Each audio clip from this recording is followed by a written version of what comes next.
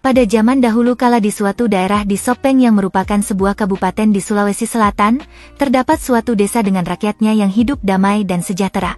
Mayoritas penduduk di sana bekerja sebagai petani, sehingga kebanyakan dari mereka menghabiskan waktunya di lahan mereka masing-masing.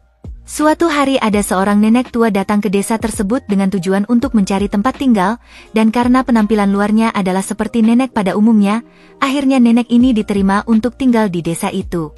Jadi nenek tua ini biasa dipanggil dengan sebutan Nenek Pakande, di mana diketahui bahwa Nenek Pakande ini sering memangsa anak kecil dan bayi untuk keperluan ilmu hitamnya itu. Balik ke cerita, di mana pada suatu sore menjelang malam ada dua orang anak kecil yang sedang bermain di halaman rumahnya. Di sini Nenek Pakande pun mulai memantau mereka, dan ketika ada kesempatan, Nenek Pakande ini pun langsung menculik kedua anak itu, dan memangsa mereka saat tengah malam.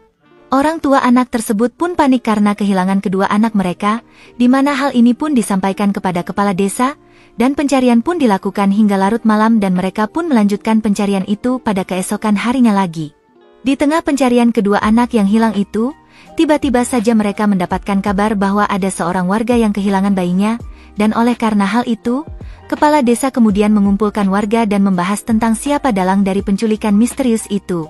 Ketika berkumpul, mereka semua pun curiga kepada Nenek Pakande, di mana dikarenakan salah satu warga di sana mengetahui asal-usul Nenek Pakande ini, di mana warga itu menjelaskan bahwa Nenek Pakande ini sering memangsa anak-anak untuk ilmu hitamnya, dan ketika mendengar itu, mereka pun menjadi bingung.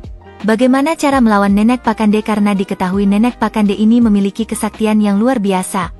Setelah itu ada seorang pemuda yang bernama Labedu ini kemudian memberikan sebuah ide, di mana diketahui bahwa Nenek Pakande ini sangat takut pada raksasa yang dipanggil Raja Bangkung Pitu Reparawo Ale, dan karena mereka tidak tahu keberadaan Raja Bangkung ini, Labedu kemudian mengajak warga untuk membuat semacam boneka Raja Bangkung ini untuk mengelabui Nenek Pakande ini.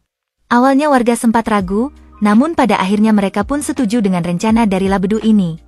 Labedu pun meminta warga untuk mencari bahan dan alat yang diperlukan, dan mereka pun mulai menyusun rencana pada siang hari.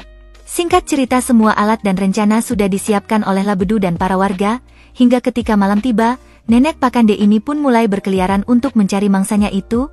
Di sini awalnya Nenek Pakande pun bingung, kenapa lampu seluruh warga desa ini padam, dan hanya ada satu rumah saja yang lampunya masih menyala. Dan tidak lama setelah itu terdengar suara tangisan bayi dari rumah yang lampunya menyala itu.